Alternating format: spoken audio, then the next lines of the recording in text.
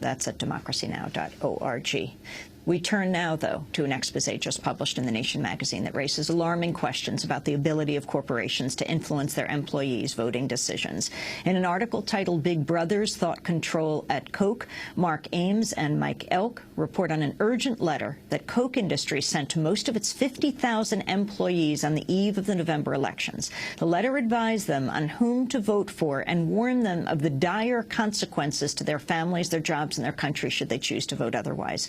Koch Industries is run by billionaire brothers Charles and David Koch. They've helped to bankroll the Tea Party movement and dozens of other right-wing causes. Koch Industries and other corporations are legally allowed to pressure their workers to adopt their political views at the ballot box because of last year's Citizens United Supreme Court decision.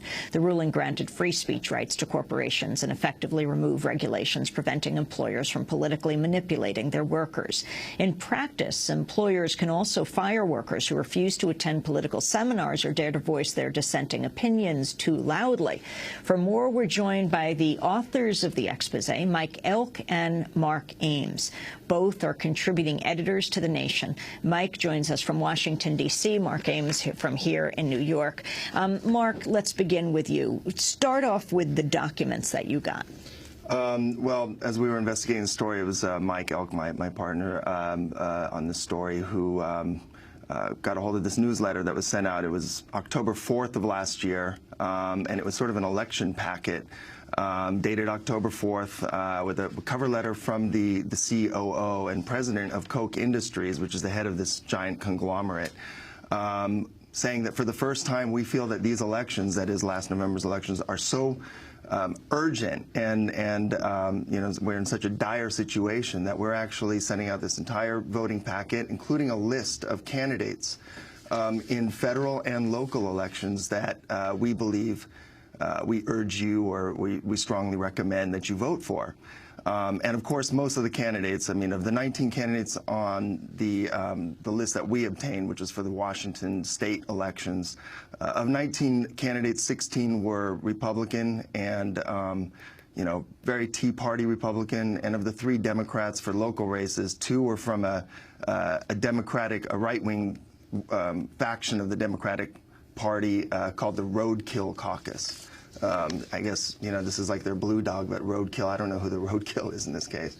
And then along with that, there was a bunch of really pretty bizarre and disturbing sort of John Birch Society-like propaganda about, you know, just a paranoid vision of the world in which free markets and freedom are constantly under attack from, you know, EU bureaucrats and the liberal media and all this other stuff, and sort of trying to warn or trying to advise the workers, you know, who to vote for, what to do. And on top of it, one of the most bizarre parts was a sort of an essay from Charles Koch, he's the head of the company, telling workers who he thought the best president of the 20th century was. And he named Warren B. Harding and Calvin Coolidge, but he named them sort of as one president, one administration, as the best president of the 20th century.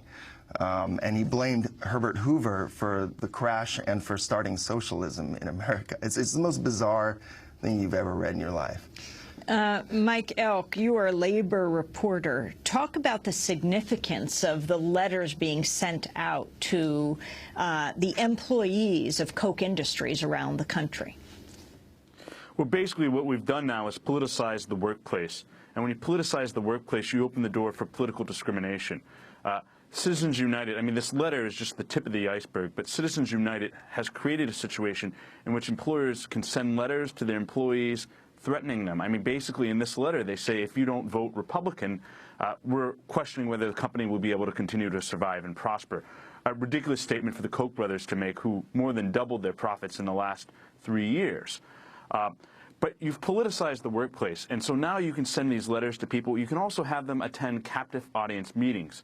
And we know the Koch brothers are starting to do this. They make their workers at this Georgia Pacific warehouse attend seminars on libertarian free market ideology, where they tell them, you know, wages getting up too high, well, that hurts productivity, that hurts growth. and they make them attend these bizarre seminars. They stamp on the back of every time card the 10 principles of Koch Industries. So there's a lot of heavy captive audience political meetings. The workers don't have a choice whether they want to attend these meetings or not. They're forced to attend these meetings because in this country, you know, in 49 states, you can fire employees at will, meaning for any reason whatsoever.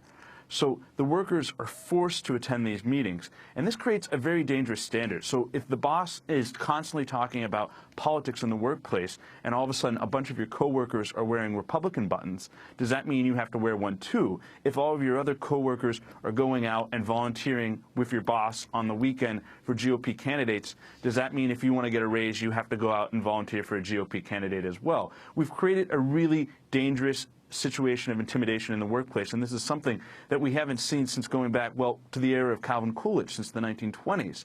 And this is a very scary situation for most workers who now find themselves in a situation in which they can't voice their political views. But it's also scary because we've seen how effective in anti-union drives these captive audience meetings can be. In most anti-union drives, they have about 11 of these meetings. And for a lot of workers who quite frankly don't have the time to listen to Democracy Now! or can't get it, they get their news in snippets, you know, the newspaper here or there, cable news here or there.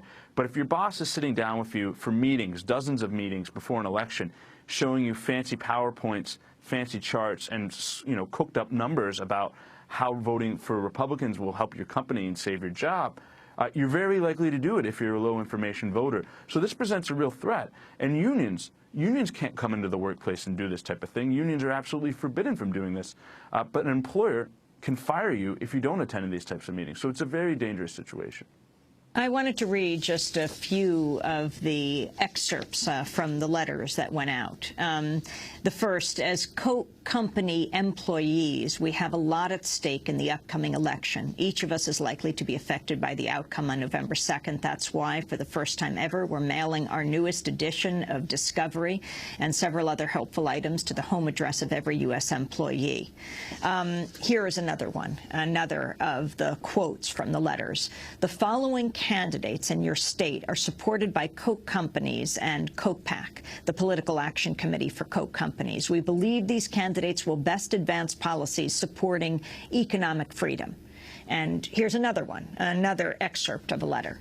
For more than 40 years, Koch Industries has openly and consistently supported the principles of economic freedom and market-based policies. Unfortunately, these values and principled point of view are now being strongly opposed by many politicians and their media allies who favor ever-increasing government. Even worse, recent government actions are threatening to bankrupt the country, and the facts are that the overwhelming majority of the American people will be much worse off if government overspending is allowed to bankrupt the country, they said. And one last. Citizens who are openly critical of the European Union bureaucracy in Brussels or the out-of-control government of the United States, they write, are being shouted down by politicians, government officials, and their media and other allies. These are just some of the quotes. Mike, if you're an employee, so your employer is giving you their point of view. Yeah, and that's an important point to bring up. But this is your boss, and you know, in this kind of desperate economy, how do you say no to your boss? And who's to say, you know, how much they're going to do? Say somebody speaks up in the workplace, say they disagree with their boss in one of these meetings, and then the boss decides to fire them. That sends a very scary signal to the rest of the workers right before an election.